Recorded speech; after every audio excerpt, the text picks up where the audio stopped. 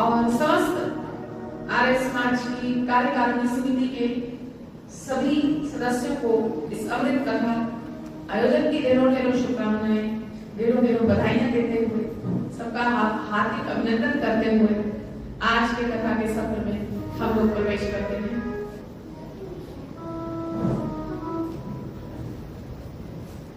हम रोज ही वैदिक दृष्टिकोण से श्री कृष्ण के वक्तव्य को, भगवान श्री कृष्ण के गीत को, श्रीमद्,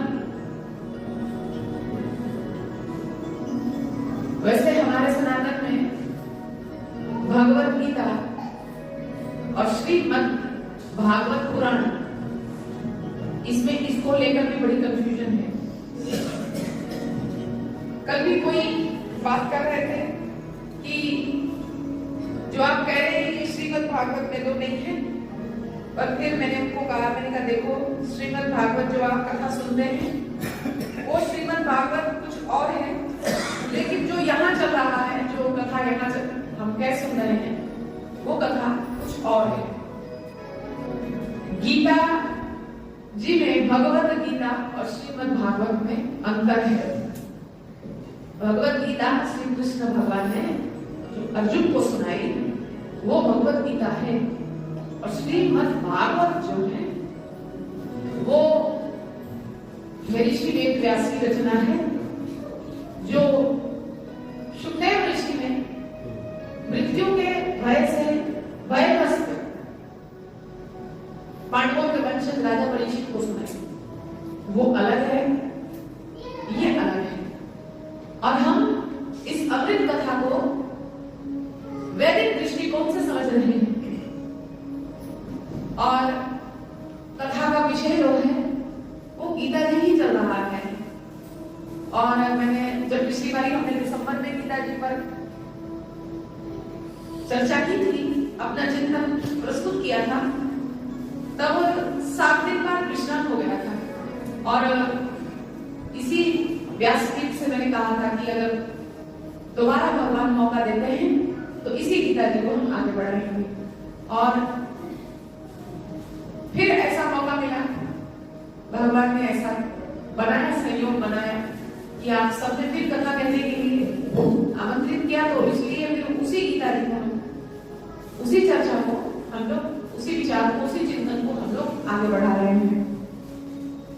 लेकिन यहाँ क्यों आपको, सुनने वालों को क्यों अलग लग रहा है, इसी विषय पर हम कल भी बात कर रहे थे।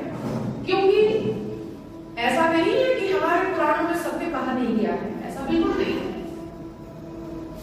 और हमारे शास्त्रों में, जैसे कल भी कोई एक भाई साहब बोल रहे थे कि कथाओं में तो आजकल नाच गाने का, नचा के गवा के भेज देते हैं, इसे आगे की बात नहीं करते हैं। तो क्या करेंगे? जो भीड़ इकट्ठी बैठी है वो बोलने वाले से वही सुनना चाहती है जो वो पहले से घर से सोच के आए हैं। बोलने वाले को, कथा कहने वाले को स्वतंत्रता, आजादी नहीं है। और बात कहूं, शुद्ध बुद्ध कथा अगर कोई सुनाने भी लग जाएगा तो शायद सुनने वालों की रुचि नहीं रहेगी।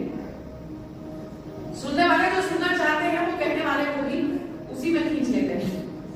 और अगर आप श्रीमद् भागवत कथा को सुनते आए हैं तो उसमें देवहूति और कपिल ऋषि का जो संवाद है, वही संवाद तो सांख्य योग है। और इसी सांख्य योग को महर्षि दयानंद जी सरस्वती ने इसी सांख्य योग पर बल दिया है, क्योंकि यही सांख्य योग आत्मा को परमात्मा से मिलाने के सूत्र को अपने में समाये हुए हैं। लेकिन क्योंकि अगर हम घर में भी पढ़ते हैं, क्योंकि हमारी रुचि सांख्य में नहीं है, वास्तव में हमारी रुचि भगवान को जानने में या उनमें लय होने में तो है नहीं ना। हमारी रुचि उसमें नहीं है। हमारी रुचि है कि जो साधारण सुनने कहने में आता है उसको हम सुने, और जो कथा हमको थोड़ी देर के लिए हमारे घर की उठावटक से थोड़ी देर के लिए हमको आउटिंग जैसा, एक चेंज जैसा फील कराए, बस वही हम सुने और फिर हम आगे चलते बने। बस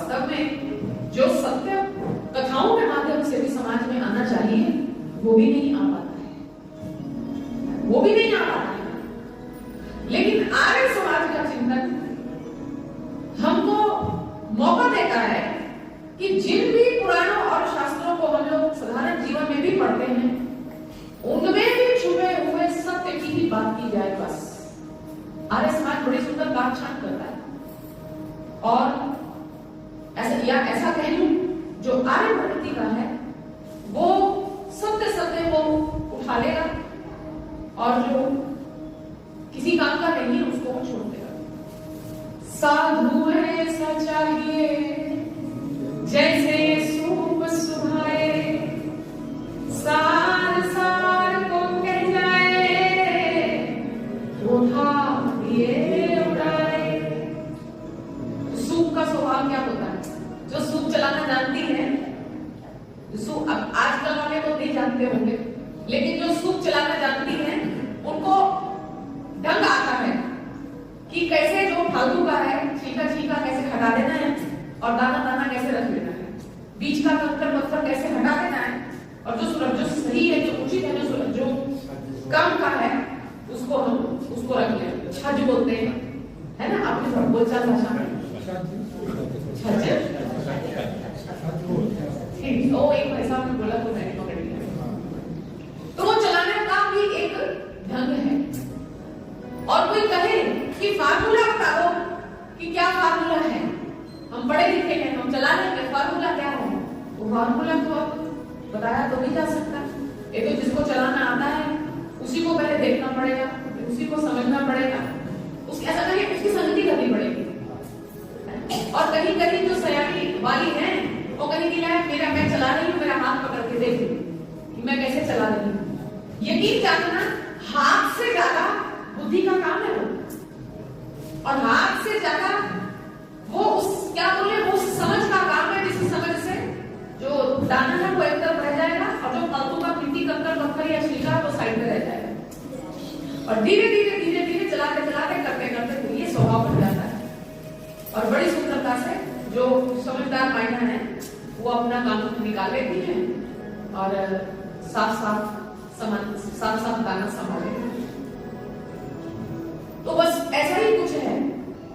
जितना भी आर्य जो है, जितनी भी समाज में दुष्टता है, जितना भी धर्म में मिक्सिंग है, ऐसा कहें, पकड़ की लगा लो, आडंबर की लगा लो, जो आर्य है वो उसमें से वास्तविक जो काम का है दाना वो रख लेगा, और जो बाकी का है वो उसको निकाल फेंकेगा। यही हम करते हैं। बाकी जो भी आप श्रवण करने वाले हैं, इस सत्य को समझे कि कोई अलग अलग बात नहीं है। कल सुनने वाले बोल रहे थे कि ऐसी कथा तो ऐसा तो हमने कभी सुना नहीं। क्यों ऐसा तुमने सुना? इसलिए नहीं क्योंकि तुम सुनना चाहते नहीं। कथाएं तो भागवत जी की सब जगह होती हैं, पर हम कहें कि कोई सांख्य पर ही चर्चा करता रहे, ऐसा हम उन्हें नहीं देते। अरे फटाफट आगे बढ़ो जी, हमको तो नाचना है, हमको तो झूमना है। आगे वो एक गीत आता है, भिक्षु गीत आता है, भिक्षु गीत आती है, उसमें भी टिकते नहीं है। वास्तव में सत्य पे स्थिर रहने के लिए,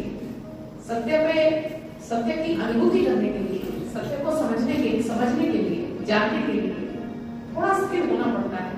और हम स्थिर होना नहीं चाहते, चलाए मन के साथ हम चल रहे हैं, और इसीलिए फिर हम जब कथा में भी आते हैं तो उसमें भी हम वही सुनना चाहते हैं जो हमारे मन को बढ़िया लगे। और गीता जी में विशेषकर, क्योंकि हमारी जो दिसंबर की कथा होती है वो उसका विषय गीता जी रहता है, तो उसी विषय को हम आगे बढ़ा रहे हैं। और मेरी पूरी कोशिश है, मेरा पुरुषार्थ है, श्री भगवान इस पुरुषार्थ को पूर्ण करें कि हम आपको स्वामी दयानंद जी के जीवन के बारे में बताएं। समाज को बड़ी जरूरत है आज के समय में ऐसे धर्म धुरंधरों की। जय जयकार तो करने वाले बहुत हैं, लेकिन धर्म के लिए अपना सर्वस्व न्यौछावर करने वालों को भयंकर कमी है। मैदान छोड़ के भाग जाते हैं, घरों की ओर भाग जाते हैं, लेकिन वास्तविक अपने आप को धर्म पर न्यौछावर करने का जो एक साहस स्वामी ऋषि दयानंद जी महाराज में देखा गया है, वो साहस सब में नहीं है।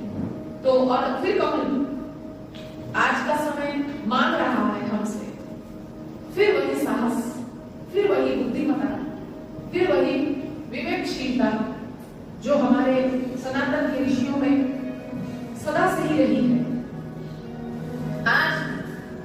में फिर से वही मिलावट, वही पाखंड, वही आडंबर समाज में वो मायने पड़ा है जो कभी स्वामी दयानंद जी के समय में भी था। लगभग समाज दोबारा वापस उसी स्तर पर आ चुका है। इसलिए बड़ी आवश्यकता है कि हम वास्तव में हमारी कथाएं हमसे क्या कहती हैं, हमारे धर्म ग्रंथ हमसे क्या कहते हैं, हम उन धर्म ग्रंथों को पढ़ने की जो दृष्टि है वो आर्य दृष्टि रखती है। बस अगर पढ़ने की दृष्टि सही हो गई तो फिर उसमें जो सत्य छुपा हुआ है उस सत्य को हम बड़ी समझदारी से उसको हम ग्रहण कर लें। मुझे स्मरण आता है बड़ा सुंदर देवहूति, भागवत जी का ही मैं एक श्लोक कहूंगी। बड़ा सुंदर देवहूति जब देखती है कि पति तपस्वी है, वो भी घर द्वार छोड़ के कर्दम ऋषि चले गए, आंख बंद करके बैठे रहते थे, और अब जो घर में कपिल पैदा हुए हैं वो भी आंख बंद करके बैठे हैं। और जब वो स्मरण करती है कपिल जी को, याद करती है अपने पति कर्दम को, फिर उसके भीतर विचार होता है, नेहयत् कर्म धर्माय न विरागाय कल्पते न तीर्थपद सेवाय जीवनमपि कृतो हि सः। फिर सोचती है कि मैंने ऐसा कोई काम किया ही नहीं है। नेहयत् कर्म धर्माय न विरागाय कल्पते, मैंने कोई ऐसा कर्म नहीं किया है कि मेरे भीतर विषयों से वैराग्य उत्पन्न हो। मेरा कर्म ठीक नहीं है। नेहयत् कर्म धर्माय न विरागाय कल्पते न तीर्थपद सेवाय जीवनमपि कृतो हि सः। और मैंने कोई ऐसा कर्म नहीं किया जिस कर्म के फल स्वरूप में तीर्थों का सेवन मुझे मिले। मैंने तीर्थ भी नहीं किए, वो भी सेवन मुझे परिभाग्य में नहीं। जीवनमपि कृतो हि सः, ऐसा जीवन कुछ जीवन थोड़ी है, ये तो मृत्यु के लिए है। तो उसको प्राश्चित होता है जब वो अपने घर, अपने ही यहाँ बैठा हुए अपने ही पुत्र को देखती हैं कि वाह वो तो आनंद में है, वो तो भगवत नाम में लीन है, लेकिन मेरा कुछ बना नहीं, मैंने कुछ किया नहीं। और मैं ये कहूं कि पश्चाताप भी मनुष्य के लिए सद्मार्ग खोल देता है। पश्चाताप की भावना से भी, पश्चाताप में अगर भीतर पैदा हो जाए तो भी सद्मार्ग खुल जाता है, तो भी वास्तविक रास्ता खुल जाता है। लेकिन अफसोस ये है कि ना तो किए गए कर्मों का हम कोई लेखा जोखा बनाते हैं, ना किए हुए कर्मों के बारे में हम विचार करते हैं, क्या अच्छा हो रहा है, क्या बुरा हो रहा है। ऐसा नहीं कि जीवन हमको ढोता जाता है और हम जीवन को ढोते जाते हैं, विचार करने का विषय नहीं। या ऐसा कहे क्योंकि हम अपने किए हुए कर्मों पर कोई चिंतन ही नहीं करते, जो आज से पहले हो गए उन पे कोई चिंतन ही नहीं करते और किसी कंक्लूजन पे हम पहुंचे नहीं है, इसलिए हम धाम के तीन पास वही के वही है। और हमारा जो अगला रास्ता है, जो अगला मार्ग है, वो खुलता नहीं, अगले मार्ग का हमको पता नहीं चलता है। अब मैं एक भाव गाती हूँ, एक भजन गाती हूँ, उस भजन से शायद कुछ भनक लगे हमें सत्य की, कि देखो कैसा सत्य है।